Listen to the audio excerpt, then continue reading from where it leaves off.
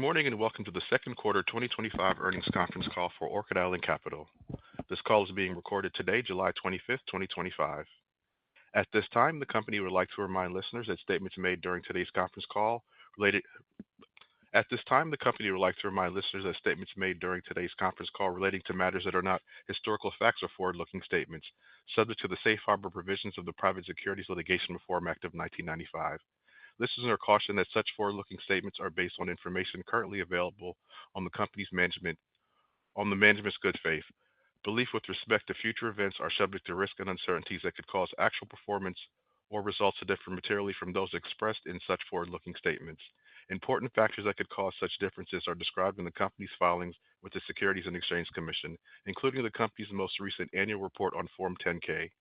The company assumes no obligation to update such forward-looking statements to reflect actual results, changes in assumption, or changes in other factors affecting forward-looking statements. Now I would like to turn the conference over to the company's Chairman and Chief Executive Officer, Mr. Robert Cauley. Please go ahead, sir. Thank you, Operator, and good morning. As usual, we'll be going through our deck over the course of the call. Hopefully, you've had a chance to download that from our website. We placed it up there yesterday afternoon. With me today is Hunter Haas, our Chief Investment Officer and Chief Financial Officer, and Jerry Sintes, our Controller. As usual, following the table of contents, first thing we will do is go over our financial highlights. Jerry will handle that for us.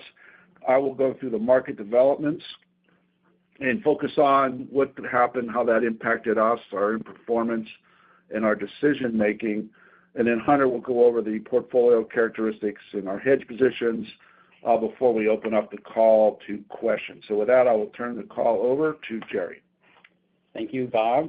If you turn to page 5, we'll start with the financial highlights of the quarter. During the quarter, we reported a loss of 29 cents per share compared to income of 18 cents per share in Q1. It should be noted that excluding realized and unrealized losses, that was a net income of 16 cents per share, which is the same as Q1. Book value decreased from $7.94 per share at 3/31 to $7.21 at 6/30. Total return for the quarter was negative 4.66% compared to 2.6% in Q1, and we reported 36 cents of dividends in both quarters. Turning to page 6, we'll go to portfolio highlights. We had average MBS during the quarter of $6.9 billion compared to just under $6 billion in Q1. We had our leverage ratio at 6/30 was 7.3, which is down from 7.8 at 3/31. Our prepayment speeds during Q2 was 10.1% compared to 7.8% in Q1. And our liquidity at 6/30 was up to 54% from 52%. On page 7 is our summarized financial statements. These are the same as what was in our earnings release last night, and we'll have more detail presented with our 10-Q that will be filed today. So with that, I'll turn it back over to Bob. Thanks, Jerry. I'll now go through the market developments for the quarter. And as we all know, there were two big events that occurred in the quarter, one much greater than the other. The first of which was the reciprocal tariffs announced in early April, what was known as Liberation Day. Later in the quarter, the administration's what became known as the One Big Beautiful Bill was passed. It was signed into law on July 4th, although the heavy lifting to get the bill to the point where it could be signed occurred late in the quarter, and it definitely had an impact on the market and outlook, although much less than what occurred early in the quarter. Obviously, what happened in early April was, not quite as bad as the onset of COVID in March of 2020, but pretty significant.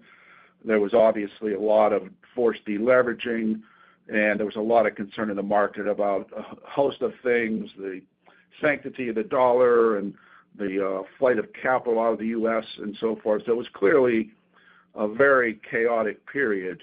That being said, given that we've been doing this for a while, we were quite well positioned for that. We had very high cash positions. Our leverage was on the low end of our range. As a result of that, we were able to limit the deleveraging or selling, if you will, to less than 10%. And we, in fact, actually bought back a little over 1.1 million shares early in the quarter at a substantial discount. Once the dust settled in the quarter and we kind of basically grinded sideways, we maintained a defensive position, but we were able to sell some shares. We actually did so at a slight discount to book, but we were able to generate a nice cushion, a cash cushion, if you will. As I mentioned, we were still defensively positioned. We kept the leverage at the low end of the range. Now I'll go through the deck and the slides and try to focus on the things that happened that were of most relevance to us. And there were two primary takeaways I want to focus on. On slide 9, you see the curve, the U.S. Treasury curve and the swap curve. And obviously in the first thing I want to point out is if you look at that blue line there, that's where the curve was last Friday. The green line is June quarter end and then March quarter end. You can see the curve has been steepening, and that continued in this quarter. I'll have a fair amount more to say about that as we go on. But also note on the right side the SOFR swap curve. And I want to point out, if you look at these curves, the horizontal lines line up, so you could effectively put all of these curves on the same, and you can see the gap between the nominal curve, if you will, and the swap curve is wide and has been growing. And that's significant for us. So that's kind of the first takeaway. So swap spreads are becoming extremely negative. And for levered MBS investors who have to hedge their positions, using swaps is becoming a very attractive option for us because of the spreads that are available in the market as a result of that. So that's kind of point one. If you go to point 2, that's on slide 10. So here we show some of the mortgage metrics. The top is just the spread that we show, and this is a lot of history, 15 years of history going back. Current coupon spread at a 10-year. That's a 10-year Treasury, not swap. As you can see, with respect to that spread, I mean it's still wide by historical standards, but it's well off the extreme levels we saw in late 2023. But in the case of swaps, that's not the case. If you look at the bottom left, they show this every quarter. These are normalized prices for a selection of Fannie Mae 30-year coupons. So all we do is we set the price equal to 100 at the beginning of the quarter. And as you can see, I want to point out that even though the return for the index, the mortgage index and the 30-year subcomponent were positive for the quarter, that's just because there's an income component of total return. Price returns was negative or close to negative in the case of everything but Fannie 6s. So you can see that prices just did not fully recover. And in fact, as we've entered the third quarter, they've continued to soften. So just keep that thought in mind for a second when you consider the following. When you look at slide 11, this is a picture of volatility. And, in this case, we're using a pretty common measure, 3-month by 10-year normalized vol. This is what we would refer to as gamma. But notice that in this 1-year look-back period, as you saw in early April, vol spiked, which is what you would expect. And so that was the high reading for this 1-year period. But notice over the course of the quarter how much it fell. So we went from the local high to the local low over the course of 1 quarter. And if you look back in the middle of that graph, say late 2024 and 25, when vol was also low, mortgages were doing very well. But you look at where we are now with vol at the lowest levels of this period, and they're not. So it's that's the second takeaway, is this combination of relatively weak mortgage performance, even in the face of low volatility, which is counter to what we would expect. And so that means that you have attractive assets to acquire and very effective ways to hedge them with the swap market. So those are the two primary takeaways I want to focus on. Continuing on with the rest of the deck, you look at slide 12. On the left-hand side, you see various swap tenors, 7s, 5s, 2-year, 5-year, 7-year, and 10-year. And as you can see in this graph, right around the early part of April, these things dropped down precipitously. But note how the fact that they didn't recover. They've trended sideways since. So, what's driving this? And what is driving this is the following. With the government running persistent deficits and the market anticipating continued deficits, especially after the passage of the One Big Beautiful Bill, that means that the market is in effect anticipating heavy Treasury issuance. So, as you know, in the face of very heavy Treasury issuance, it's as if nominal Treasuries are cheapening to what effectively has become the new risk-free asset, which is a swap yield. And so, since the market expects this to continue, and I mentioned earlier that the One Big Beautiful Bill was passed, and while it's going to be very stimulative for the economy, it also, if you look at it from a perspective of fiscal deficits, it's not likely to cause a shrinkage of those. So a continuation of deficits, which means nominal treasuries have been cheapening relative to swap yields, and that appears to be something we expect it could continue for quite some time. On the bottom right, we show the composition of our hedge book, weighted by DV01, and as you can see, swaps, the green area, are over or almost 80%, futures at 21. Given what I've just said, we would expect that composition to shift going forward in favor of swaps more, for the obvious reason. Moving on to slide 13, this is a picture of the mortgage refinancing and mortgage housing market. On the left, you can see the refi index versus mortgage rates. You know, the song remains the same. The refi index is at historically low levels. Mortgage rates are high. For the reasons I've been discussing, I would expect that those would continue to stay high. And just to give you some added color, this last week, existing home sales were released. Home prices are at all-time highs. They continue to hit all-time highs. The inventory to sales ratio, which was at 4.7, typically 6 is considered kind of middle of the range. But that being said, that's the highest reading since 2016. So inventory levels are building.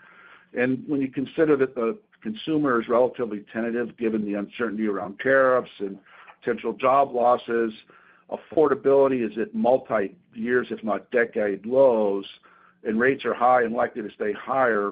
You know, what does this mean? Well, refinancing activity is likely to stay quite low. And what that means then for carry, particularly up higher coupons, is that carry could be very attractive. So I'm trying to paint a picture here that shows that, you know, based on what's going on in the market, the outlook for mortgage and mortgage investing could be quite attractive. A few more slides before I turn over to Hunter. Slide 14. I've been showing this one for years, or at least quarters rather. And you can see I just have on here the GDP of the U.S. in dollars versus the money supply. And the red line, as you can see, is the government continues to run large deficits, and it's keeping growth elevated. It's really buttressing growth. And when you look at, for instance, what happened in 22 and 23 when the Federal Reserve raised interest rates by over 500 basis points, yet the economy never really ran into recession. And even today, in the face of these tariffs, you know, the labor market appears resilient. The unemployment rate hasn't grown, and spending and consumer spending has remained at least resilient, if not very strong.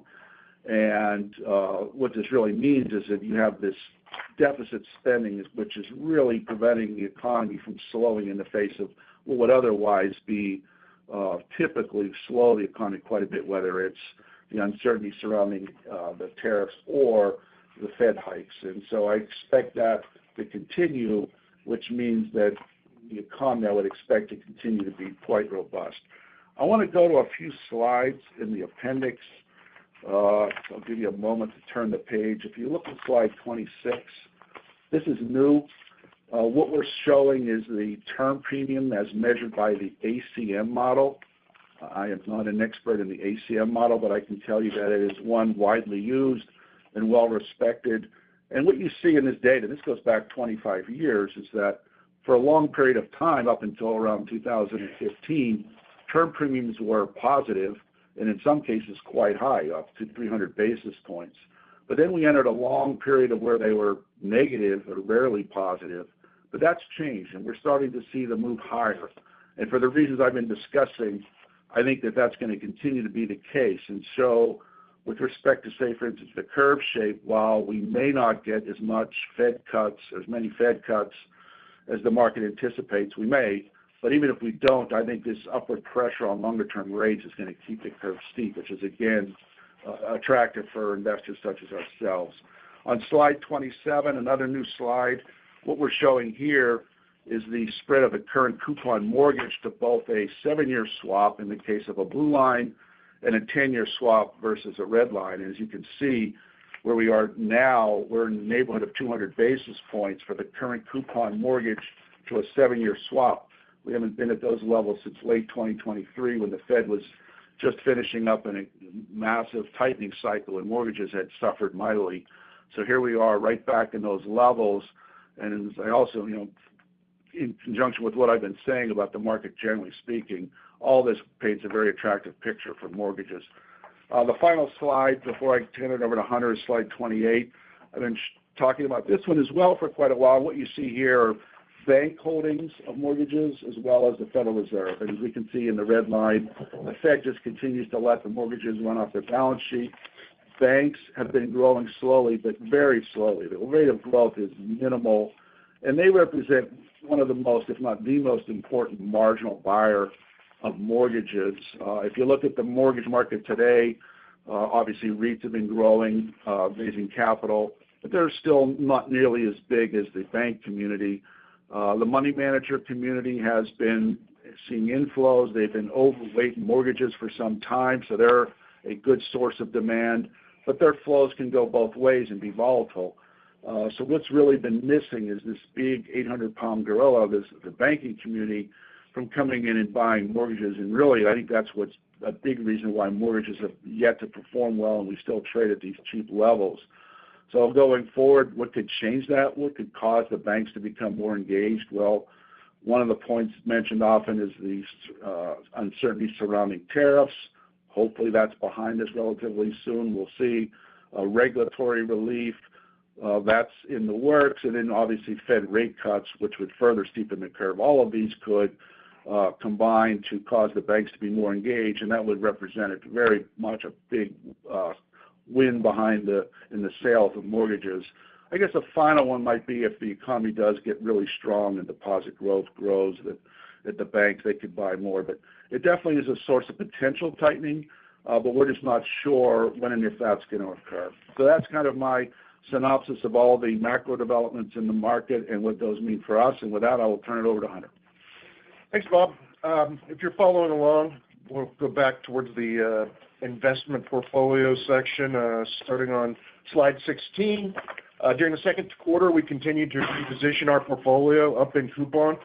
The weighted average coupon increased from 5.45 from 5.32 at the end of the first quarter, while the realized yield slightly declined from 5.41 to 5.38. Our economic interest spread remains healthy at 243 basis points. We rotated out of lower pay-up Fannie 4s and 5s, $334 and $137 million respectively, and increased 5.5s, 6s, and 6.5s by $555 million, $145 million, and $86 million respectively. This marks a continued strategic shift away from our barbell approach towards a more concentrated production coupon bias. This has served us well in this recent curve steepening environment that Bob has been discussing. Turning to slide 17, this slide shows the evolution of our coupon allocation over the past couple of quarters. You can see the meaningful decline in the exposure to 3.5 through 4.5 coupons and the corresponding rise in 5.5 to 6.5% buckets. This shift is deliberate. Lower coupon pools, while theoretically easier to hedge, have shown elevated spread volatility during risk-off events, largely due to redemption-driven selling by the money manager community that Bob was just talking about. The combination of the heightened spread volatility, considerably lower realized yields, and relatively higher hedge costs resulting from a steeper yield curve have all contributed to the rationale for us to shift away from the barbell into a more production coupon focus. Turning to slide 18, our repo funding remains very stable.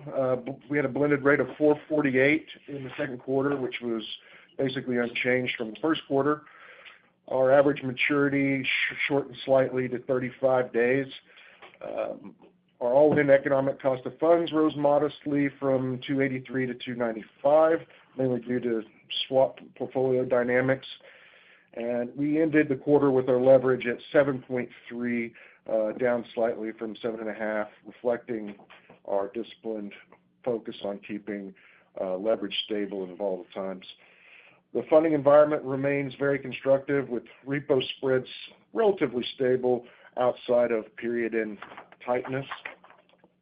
And at June 30, 2025, and continuing into the third quarter, we had excess borrowing capacity with 24 active lenders and a few more sources of funding in the queue. Turning to slide 19, to just want to briefly discuss our hedge positions. Our hedge ratio stood at 73% of our repo balance at quarter end, down slightly due to the asset mix shift that I discussed earlier. Going forward, we'll likely shorten the hedge mix and thereby increase the notional balance of the hedges commensurate with the shorter duration of the assets we've been adding. The book is still biased towards interest rate swaps, as discussed earlier, 78% of our DB01, in fact, and the rest is in futures, predominantly Treasury futures. Current configuration leaves us modestly positioned for a higher rate bias and a steeper curve. Mark to market on the hedges in the second quarter totaled 47 cents a share, $53.8 million, with the majority stemming from our swap positions. While both swaps and Treasury futures contributed to losses, the Treasury hedges outperformed our swap hedges, and this reflects the sharp tightening in swap spreads following April's hedge fund stop-outs when levered players were forced to unwind basis trades under stress and distorting the price of the Treasury curve. Going to slide 20, I have a couple points to make here. You'll see the full breakdown. This shows you a full breakdown of all of our hedges, swaps, futures, and TBA positions. Our swap book had a weighted average maturity of 5.7 years with an average fixed rate of 3.30. Futures remain concentrated in 5s, 7s, and 10s, so the FVs, the TYs, and the Ultras. And at the end of the quarter, we didn't have any short TBAs or swaption positions. Slide 21 shows how a combination of the assets and the hedges lead to our current risk profile. This shows our interest rates. Page 21 shows our interest rate sensitivity by coupon. Our portfolio is now, as I mentioned, more weighted towards lower duration assets, and we have maintained a slightly higher duration on our hedges, giving us the curve steepening bias that I alluded to. We expect this current positioning to be resilient in a bear steepener or higher rate scenario, and while still capturing meaningful carry, because spreads of mortgage assets over swaps are very elevated at the moment. Slide 22, our dollar DV01 for RMBS is $2.285 million, while the hedges is $2.492 million, leaving a modest negative duration gap of $207K. This equates to 0.17% exposure in an up 50 parallel shock, which is very manageable. Our strategy keeps us agile across rate paths with modest exposure, as I alluded to curve shape and lower rates. Slide 23 is our prepayment experience. Prepayments remain pretty muted overall, with a slight seasonal uptick. Higher coupons continue to see very modest speed increases, though most of them are still in kind of the mid to high single-digit range. And our deep discount positions continue to benefit from favorable prepay speeds, mostly in kind of the mid to upper single-digit range, which provides a consistent source of income. Just kind of wrapping things up and giving a little bit of an outlook. Q2 opened with a severe volatility reminiscent of March 2020. The tariff announcements triggered a violent risk-off move and widespread deleveraging. Thanks to our ample liquidity and strong hedge positioning, we avoided large-scale forced sales. As the market stabilized, we raised $140 million in new equity and deployed it into higher coupon specified pools, expanding the portfolio modestly by quarter end. Mark-to-market hedge losses totaled 47 cents per share, or 53.8, with swaps accounting for the disproportionate share. Going back, this is due to the violent swap spread tightening move that we saw in April. Portfolio shift towards higher coupons has shortened overall duration, and as a result, our hedge ratio as a percent of our repo balance declined slightly. Going forward, we may modestly narrow that gap. Looking ahead, we believe the investment environment for agency RMBS remains extremely attractive. Production coupon spreads are currently 200 basis points roughly over swaps, which is a historically wide level that presents a very compelling total return potential, even without some sort of catalyst-driven basis recovery. Our larger equity base and refined coupon allocation and reduced leverage also provide us with a lot of flexibility going forward to be opportunistic. Our higher coupons specified pools offer a lot of carry, and our hedge structure, by being biased towards slightly longer tenors, is designed to mitigate upward interest rate shocks, the effect of upward interest rate shocks in a steepening curve. So with that, I will turn it back over to Bob for some concluding remarks. Thanks, Hunter. Just a couple of things I'll mention before we turn over to question and answer. We didn't dwell a lot on funding. We have seen some volatility in funding spreads around month, quarter, and year-end. 3, 4, or 5 basis points generally is the range. Otherwise, I would say funding has been stable. We've had no issues whatsoever adding repo counterparties when we need it. As we've seen, we've been growing. So if anything, the complaint we hear from our repo counterparties is they are asking for more bonds, not less. So I would say, characterize funding as ample for our asset class with spreads that are somewhat choppy around period ends, but otherwise fairly stable.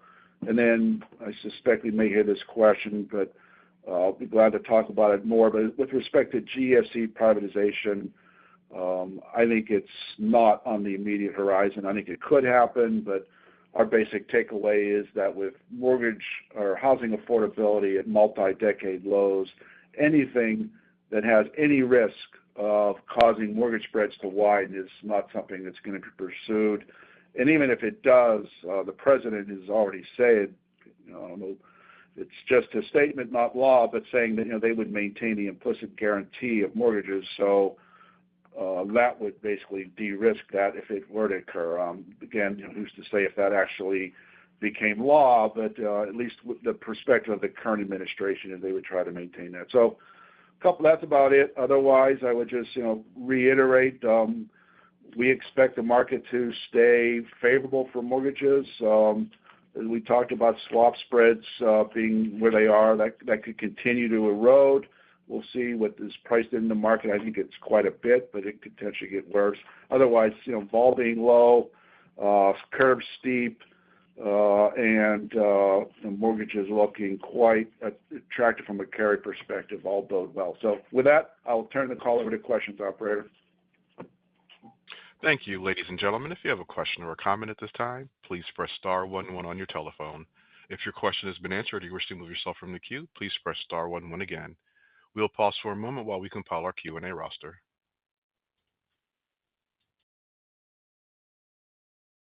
Our first question comes from Jason Weaver with JonesTrading. Your line is open.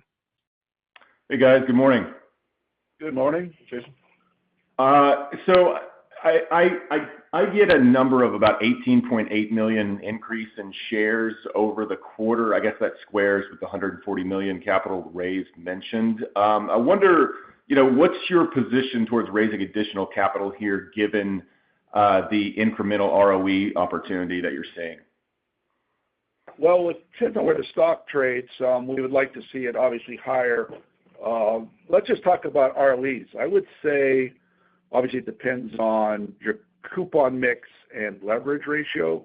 But let's just assume for the moment a leverage ratio of 8, which is above where we are, but it's a nice round number, and I think that increasing our leverage could be warranted in this environment given everything we've said. So let's just start with 8 and our current coupon mix. In other words, what we have in the portfolio today. I would say ROEs are 16, maybe 16.5. If you were to stretch the composition, buys it more up in coupon, you could probably get to about 18. So that's kind of the range I would say, which is available in the market. And with terms of capital raising, it's a question of where the price is. We would accept slight dilution to book, which we did in the second quarter, given the the chaotic nature of the market and the fact that spreads were so attractive. But going forward, ideally, we would like to be at book or better all the time, and these are still attractive levels, which we really haven't seen in a while. Agreed. That's helpful. Thank you for that. I was also wondering, given the stance towards high coupon positioning, how you're thinking of the premium risk in those, say 6 and 6.5 pools. I see either a point or 3 points of premium today on generics. And maybe that just squares with your view that, rates stay higher for longer in the long end. Yeah, I would say so. And we tend to buy, and I'll let Hunter speak of this more, like we tend to buy lower pay-up pools, and the prepayment experience on those has been very good.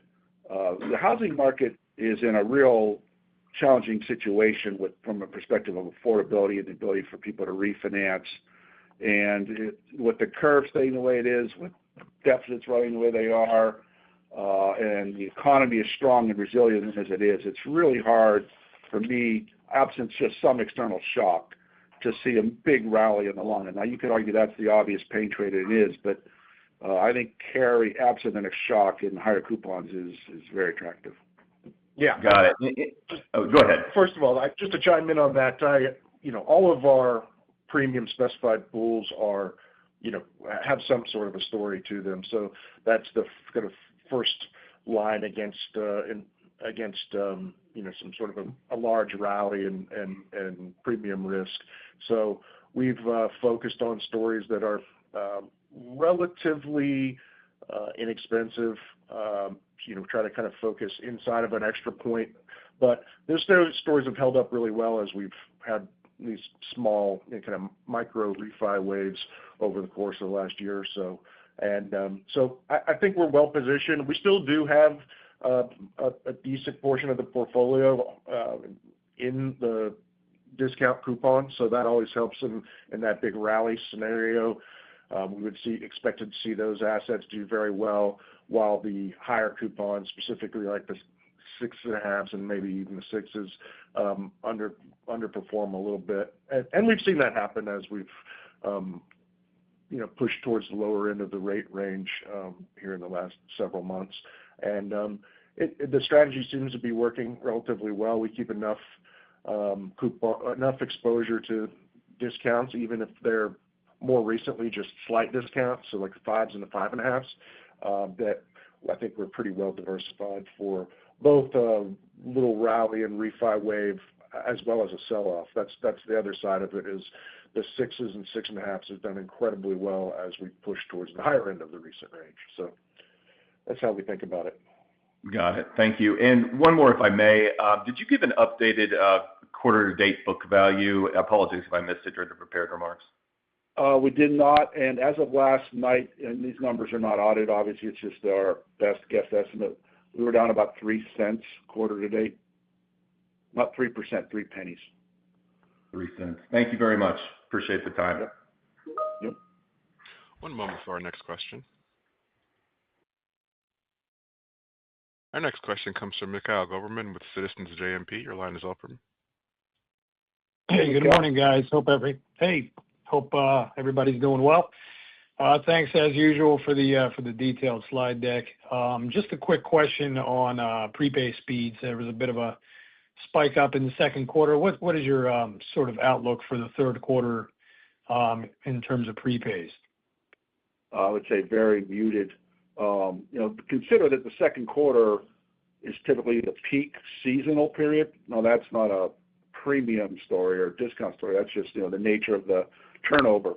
And it was very muted given that. And the brief refi spike was really just because of the rally that occurred early in the quarter. Mm-hmm. I don't expect that to continue much at all. And, again, if to the extent we continue to see pressure on longer-term rates, I don't really see how you can have that come back meaningfully. I would say I expect them to be muted.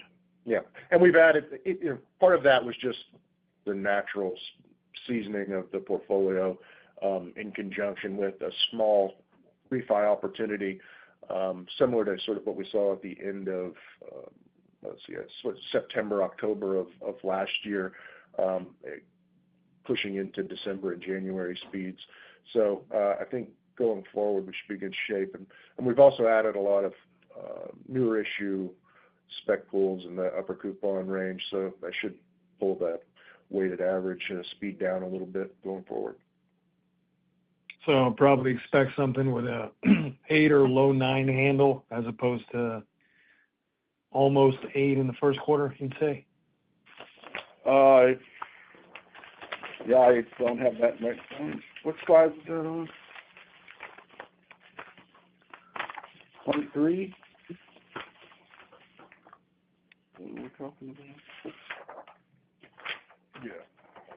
Yeah. I mean, what was the 3-month speed was 8.9? Is that what you're referring to? And then 14.4 and some of the 6s.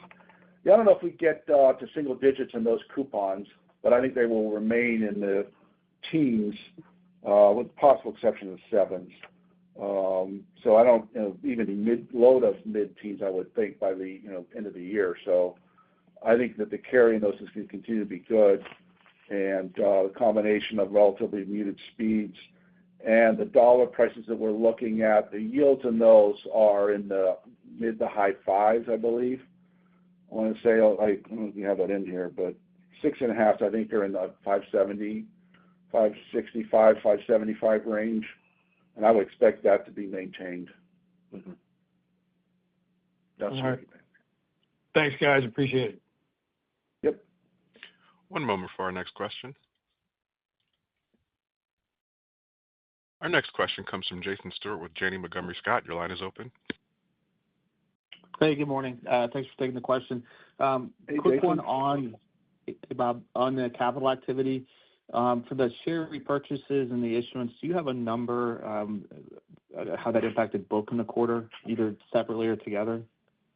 I don't have one on the buybacks. On the issuance, it was somewhere around, and this is, there's no precise way to measure this because you don't necessarily know what book value is at the moment you're selling shares.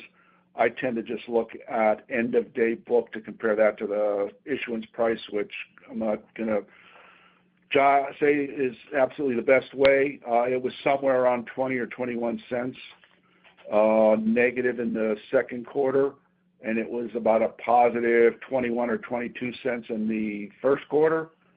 But we sold more shares in the second quarter, so the combination of the two was about 99.5% of book for the first 6 months of the year. Net of fees. Yeah, net of fees, using that methodology. Okay. All right. Thank you for that. And then just on the ROE range, relative to the dividend, I know there's tax differences, but I mean, if we think about the dividend today on let's use 724 for current book value, that's a 19.9 payout plus cost to operate. Relative to the ROE that you're talking about in the high teens, could you just help me think through how you put those two and how we should think about the tax versus economic return difference? Okay. Well, first of all, keep in mind that the mark-to-market of the portfolio affects the yield. So obviously, as you mark the portfolio down, the yield is going to go higher, and I think that's capturing a part of that.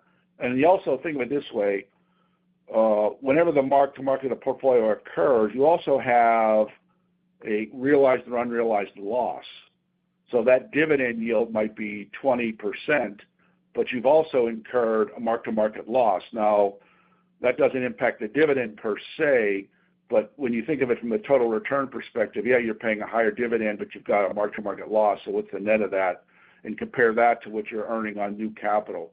And also keep in mind that for tax purposes, when you close out a hedge, if the hedge is in the money, you are required by tax law to allocate that equity over the balance of the hedge period. So when you look at the dividend we pay, it's driven by taxable income.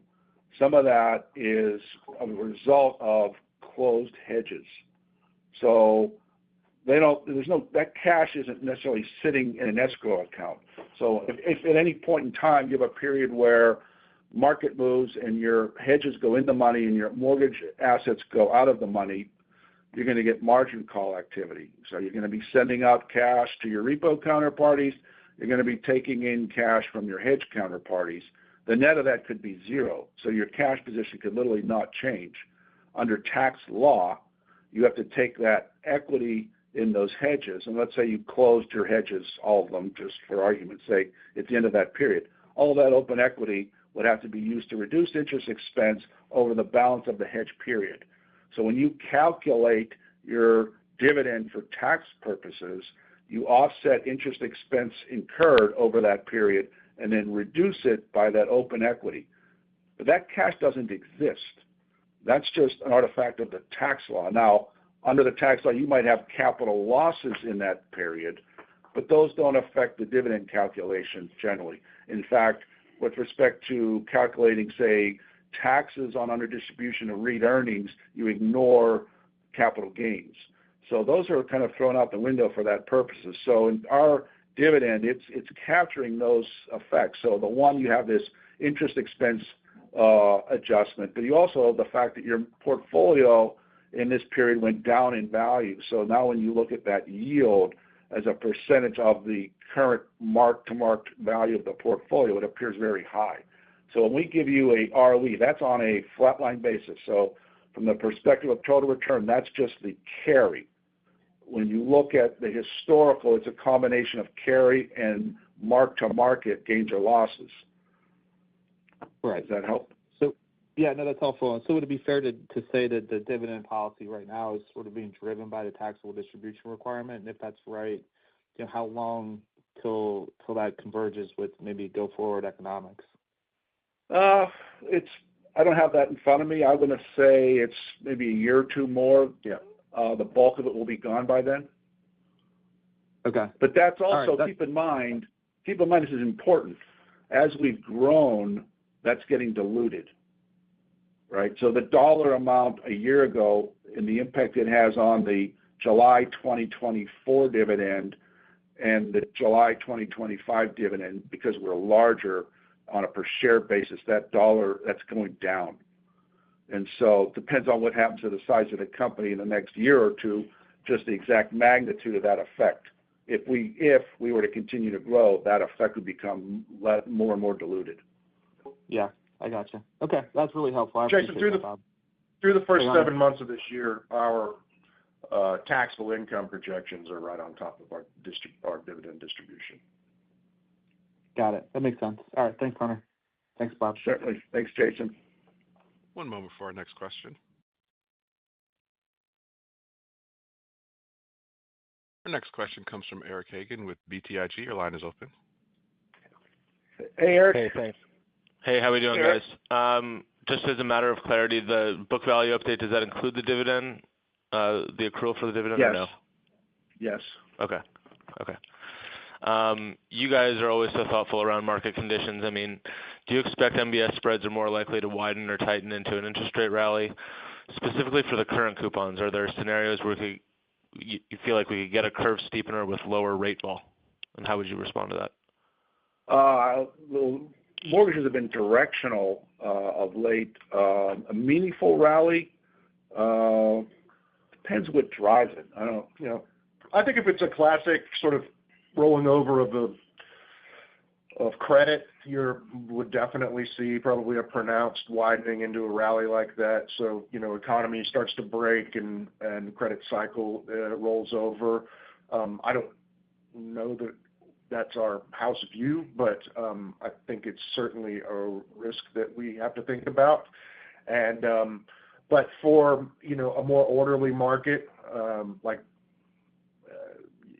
we've had over the course of the last couple of years at least, you know, I think we will push down to, as we push down to kind of the lower end of the recent rate range, you'll see weakness in higher coupons as we would expect, and a little bit of a tightening in the slight discounts. You know, I think that those will continue to do well.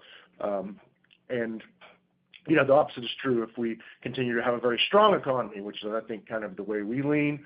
You know, we could see re-steepening of the curve from the front end as Fed cuts get pushed out of the very front end of the curve, and you know, some of the weakness that Bob talked about on the longer end of the curve during his prepared remarks, resulting from, you know, just much higher Treasury issuance.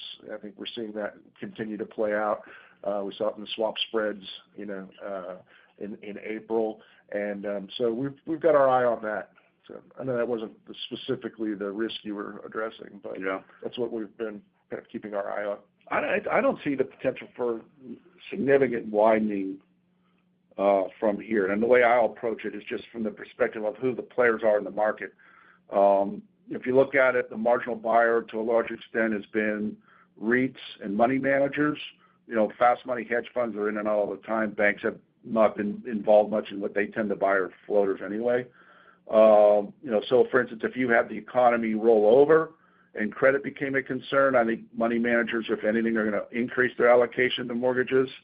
From the perspective of the meaningful steepening of the curve, let's say the economy weakens and the Fed now is going to aggressively cut, which I don't think is likely to happen, but if it did, I think you could see banks become a more meaningful marginal buyer. But in any of these scenarios, whatever this perturbation is to the market, I think it results in more buying of mortgages, not less. You know, I just really, we're pretty cheap here right now. It's just hard to see us really getting a lot cheaper. That shock, I don't know what that is, frankly. Right. But the house view generally is that you don't feel like MBS spreads really reflect the likelihood for the Fed to cut rates before year end, and the Fed needs to deliver a cut, and that's going to catalyze MBS spreads to be tighter? Maybe. I mean, we've been talking about Fed cuts for so long. I mean, you can go all the way back to 23 and 24, or not 23, 24, and earlier this year. Everybody's expecting the Fed to cut. It just keeps getting pushed out. The economy's too resilient. Here's my metaphor. You get one of these a year. So my metaphor is the economy is a car, and it's driving down the road, and if the car goes too fast, if we grow too fast, the Fed intervenes to slow the economy. So in my metaphor, the driver of the car is the Fed, and they put on the brakes to slow the car. But then you have this government running these massive deficits, and that, in my metaphor, is a truck that's behind the car, and it just keeps pushing it. So no matter how much the Fed tries to put on the brakes, these deficits just keep pushing it. And that's going to just continue to be the case. Now, if you think about it, what's the potential growth rate of the U.S. economy? 2.5%, and we're running deficits at multiples of that. So I just think the Fed's going to continue to be challenged containing inflation, and everything in this big, beautiful bill is extremely stimulative. You know, they're going to full expensing of factories. Trump's negotiating trade deals where all these countries have to agree to spend money in the U.S. building. The multiplier effects of these things are significant. CapEx has a greater impact on growth than the housing market in terms of a multiplier.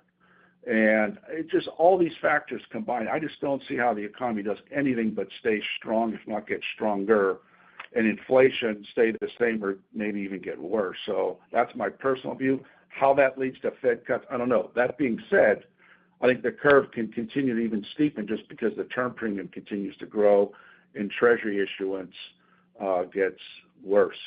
I think it's really a question of what is neutral, right? So if somebody at the Fed decides that rates are too high, in spite of all the things that we just discussed, then, you know, they may cut rates a couple times. I'm not sure that they need to, but they may do it. You know? they might revisit what neutral is, decide that 4.5 is pretty close. Hey, I appreciate your thoughtful responses as always. Thank you, guys. All right. Thank you. And I'm not showing any further questions this time. I'd like to turn the call back over to Robert Cauley for any further remarks. Thank you, operator. Thanks, everybody. If you have any questions that come up later, or if you happen to miss the call and want to listen to the replay and then triggers a call, we'll be glad to take any and all calls. Our number is 772-231-1400. Otherwise, we look forward to speaking with you next quarter. Thank you. Well, ladies and gentlemen, this does conclude today's presentation. You may now disconnect and have a wonderful day.